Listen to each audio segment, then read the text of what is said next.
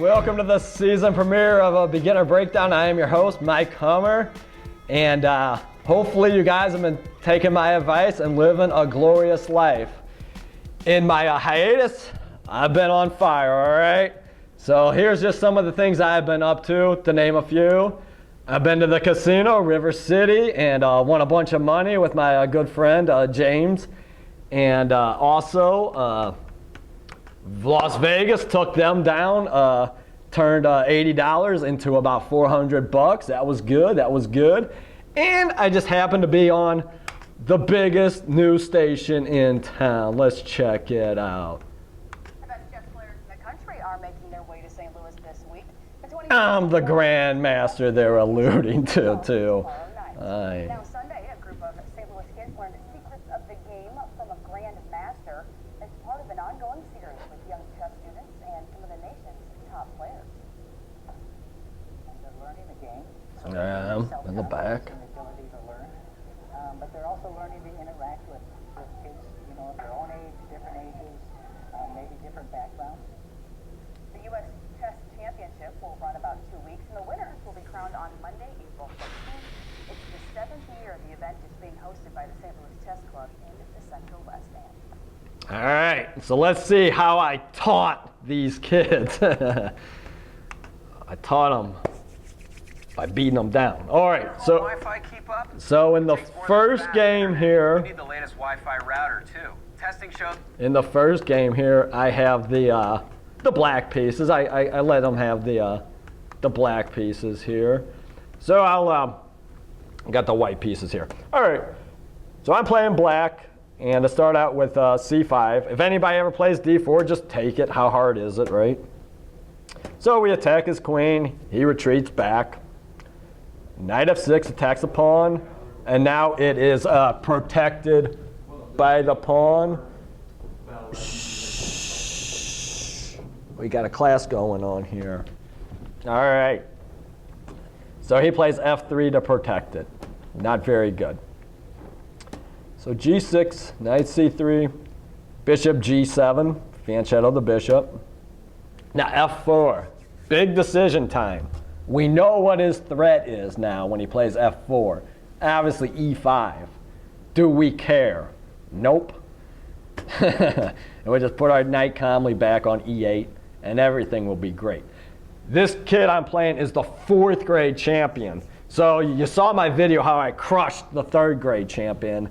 So I decided, hey, you know, I got some flack about, oh, this is so easy. So I decided, okay, I'll play the 4th grade champion, and we'll see what we got. See what we got. All right, see what he's got. All right, so d6, trying to untangle all my pieces. So he takes my knight. I take back. Play a4. Very good, very good. All right, so I want to make him make the game not so easy for him. So obviously, if he was playing smart, he would have played knight f3 and trying to castle. But instead he played a4, so you got to punish him. So bishop a6, okay? Knight f3, but he can't castle now, so who cares? I can do whatever. So I just activate my rook to b8. So now he's like, okay, I'll play a really bad move, b3. All right, so very weak move. Look at the diagonal. I mean, this is the last thing you want happening here. So how would you just go about punishing him for all this? Any ideas? All right, the computer says queen to a5. Even my student James says queen to a5. But, you know, I know better. Queen to b6, because I know he can't resist putting his bishop along this diagonal. And now I can swoop in for the big check. Knight e2.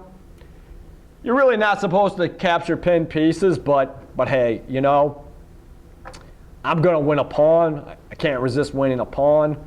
Pawn takes e5 is probably way better. But, you know, all I see is pawns, so take it. So he takes, and he gets all excited when I touch my bishop. Okay, he's like, yes, he fell right into my trap. Because after bishop takes, pawn takes, and then I got no place to go. Queen. And life will be okay for him. Oh, really good for him, huh? Oh my God, it just keeps getting better and better. It makes his bishop a3 move look great. But when I play my bishop, I don't take his rook, obviously. I play check. Now, he really can't castle. And now I can just go in and take his stuff. All right, so now, he's thinking he's getting momentum, right? Because he's making some threats finally. So let's just make our own threats. That's how we're going to make this guy crumble. We can't make him crumble by playing moves like a5 or h5, but cool knight moves. Knight e4, we could hope that, after knight e4,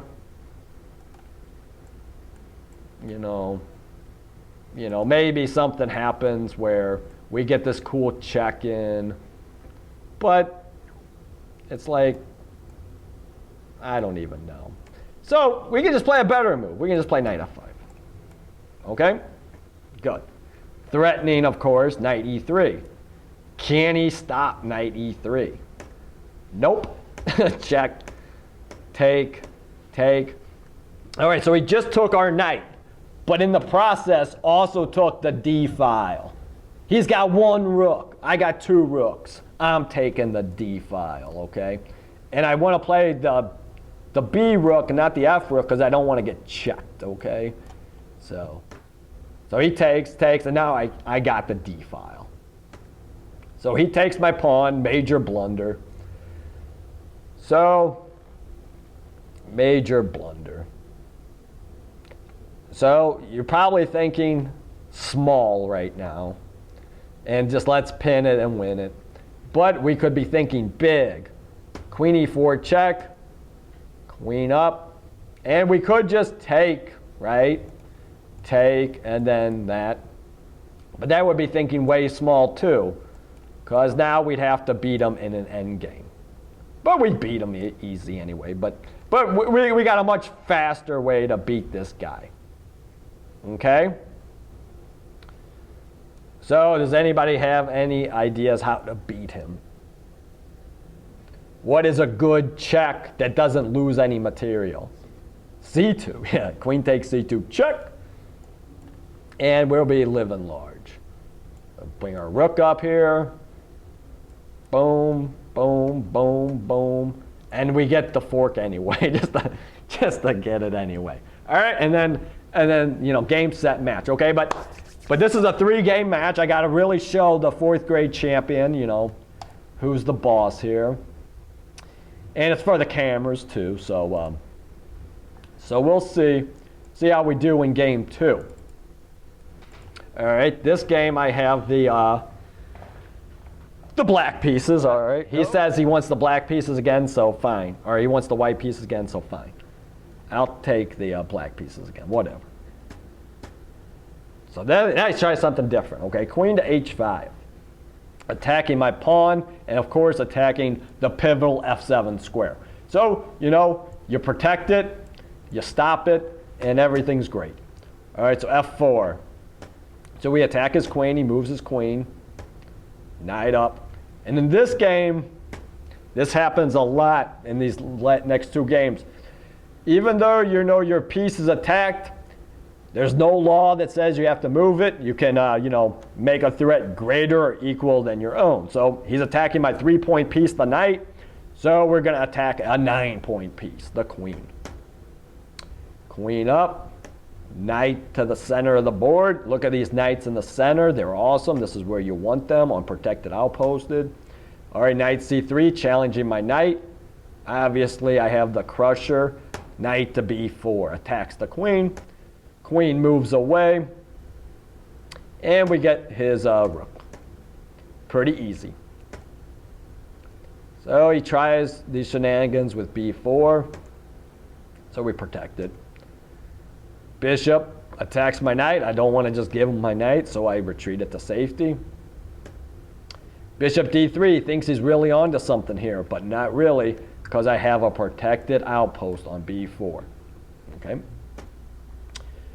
So, all right, here you go again. Oh no, my rook's attack. Mike, just play rook b8 Play rook b8. Please play rook to b8. Oh, I don't want you to lose your precious rook.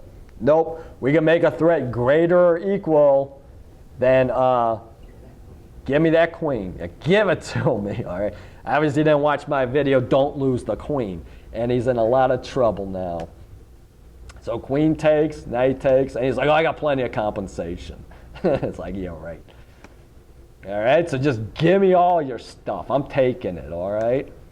Give me that pawn. I'm hungry. And so I'll take the knight, remove the defender, I'll take his other pawn. And now you're like, Mike, it's a trick. Well, actually, it is a trick. It's not really a trick. Don't take the pawn because it's defended by the bishop. So, all right. So I won't do it yet. I'll get my knight up there, making some threats. Now he plays bishop to c1, attacking me. So now, when I take, I'm leaving myself to all these discoveries. But all his discoveries are garbage. So as long as I can calculate that wherever he moves the knight, it doesn't hurt me, go ahead and just go right into the discovery. Say, give me your best chance. And so he can't even figure out a discovery. So now I get the big check on a1. He's got to put his bishop back. Now knight takes, attack the pinned pieces. Rook c2 was probably better, but he just wanted to make room for his king. So when check happens, king up. Knight check again, king here. And now you'll never find the move I play. The move probably is just d5, remove the defender. But I play g6 because I know he can't resist taking the knight. And then we got a stomper of a move that obviously relates to g6. You get it? Bishop h6. Bishop h6 check. If he blocks with the knight, I'll just take it and then take his rook. And so king up, bishop takes. Now he's really mad. He has all these checks. I can't believe he couldn't resist playing a check, but he's just really mad, so he takes my bishop. Queen takes. A whatever. Go get a queen. I take his. Now look at how many pawns I have on the board. Every single one of him. So you saw it. I was on camera.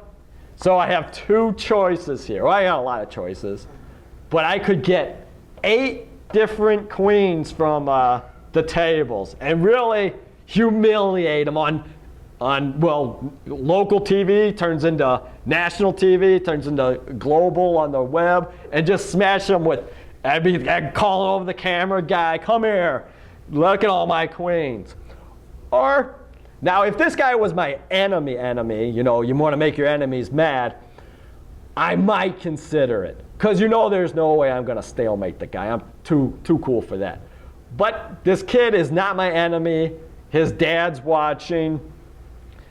So this isn't mercy by not getting 9 queens. It's just I'm going to show him how much of an artiste I can be by just crushing him and checkmating him with a pawn instead of getting 9 queens. All right, so check. Do a little box them in. Now check. And look at how graceful I am. Boom, checkmate. And game over.